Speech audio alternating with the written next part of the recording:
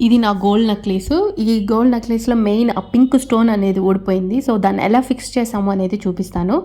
Hi hello welcome back to my channel. So, ఈ వీడియోలో ఏంటంటే నా పెళ్ళప్పుడు నేను ఒక గోల్డ్ నెక్లెస్ తీసుకున్నాను. అది పూర్తిగా స్టోన్ నెక్లెస్ అనమాట. అందులో అదొచ్చేసి కెంపుల్ అంటారు కదా! సో, అలాంటిది. అందులో ఏంటంటే ఒక పింక్ స్టోన్ అనేది ఊడిపోయింది. ఊడిపోయిన తర్వాత దాన్ని ఫిక్స్ చేద్దాము అంటే కొంచెం టెన్షన్ ఇచ్చిందనమాట. ఇంకా దాన్ని ఎలాగోలా ఫిక్స్ చేయాలి అనేసి నేను గోల్డ్ షాప్‌కైతే ఇంక తీసుకొని వెళ్తున్నాను.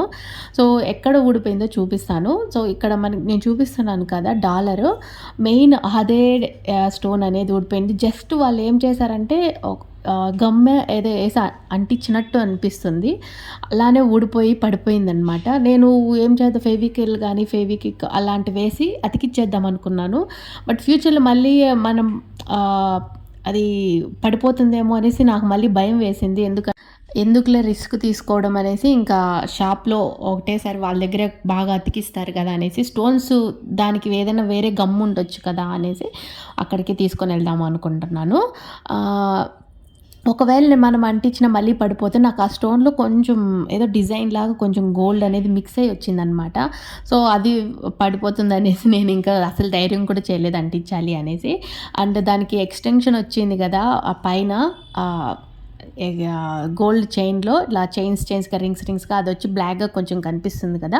అదొచ్చేసి గోల్డ్ కాదు. జస్ట్ ఎక్స్‌టెన్షన్ కోసం కొంచెం యాడ్ చేసింది. సో, ఇంకా షాప్‌కి వెళ్ళేటప్పుడు అది తీసేసాను. ఎందుకులే అనేసి. అందులో నాకు ఈ చైన్‌కి ప్యూరిటీ చెక్ చేసుకోవాలనేసి నేను తీసుకొని వెళ్ళాలి. మెయిన్ ప్యూరిటీ చెక్ చేసుకొని ఒకటేసారి అండ్ తర్వాత ఈ స్టోన్‌ని కూడా ఫిక్స్ చేపించుకోవాలి అనేసి తీసుకొని వెళ్తున్నాను.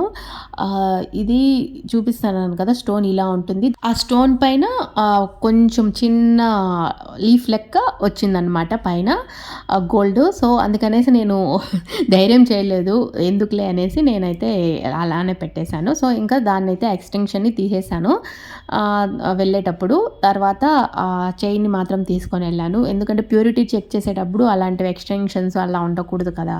అందుకనేసి తీసేశాననమాట. నాకు చాలా ఇష్టం ఈ చైన్ అంటే. స్టోన్స్ అయినా సరే నాకు ఇష్టము.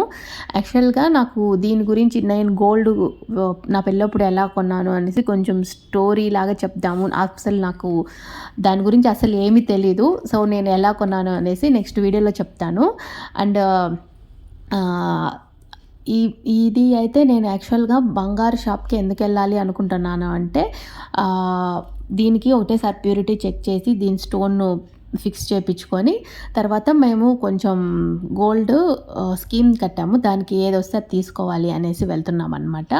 సో, తర్వాత నెక్స్ట్ వీడియోస్‌లో అంతా నేను ఏం కొన్నాను గోల్డ్ అనేది చూపిస్తాను. సో, ఇంక షాప్‌కి వెళ్ళిన తర్వాత నేను ఇంకా వాళ్ళ దగ్గర ఇస్తే వాళ్ళైతే ఫిక్స్ చేయిచ్చేశారు. ఫిక్స్ చేసుకొని ఇంటికొచ్చిన తర్వాత నేను అందులో ఇంకొకటి మర్చిపోయాను. ప్యూరిటీ అంతా చెక్ చేపించుకున్నాను. తర్వాత దానికి మెయిన్ ఇంకొకటి నాకు ఆ డాలర్ దగ్గర కొంచెం కట్ అయిందనమాట.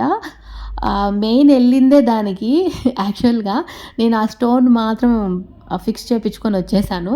మళ్ళీ ఇంటికొచ్చిన తర్వాత చూసుకున్నాననమాట. అయ్యో! దీన్ని చూపించలేదా వాళ్ళకి ఎలాగైనా దాన్ని అంటించాలి. లేకపోతే పడిపోతుంది చైన్ అనేది. జస్ట్ ఊరికే ఇలా బ్రేక్ అయిపోయింది చైను. లింక్ దగ్గర మీకు జూమ్‌లో చూపిస్తాను. ఫోటో తీశాను ఎక్కడ బ్రేక్ అయింది అనేసి. అండ్ ఇది స్టోన్ అయితే ఫిక్స్ అయిపోయింది. కొంచెం హ్యాపీగానే ఫీల్ అయ్యాను. బట్ నేను ప్యూరిటీ చెక్ చేపించుకోవాలి అనేసి చెప్పాను కదా! సో, చెక్ చేశారు. ప్యూరిటీ వచ్చేసరికి 916 అని చెప్పారు.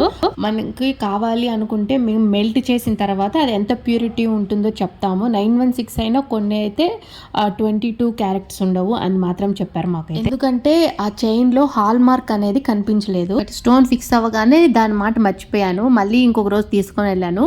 ఆ రోజు గోల్డ్ కొనలేదు. మళ్ళీ ఇంకో రోజు గోల్డ్ కొనేటప్పుడు తీసుకొని వెళ్దాంలే అనేసి వదిలేసాను అనమాట. మళ్ళీ ఇంకొక రోజు వెళ్ళాము. ఇలా గోల్డ్ కొనాలి అలాగే చూపిద్దాము అనేసి.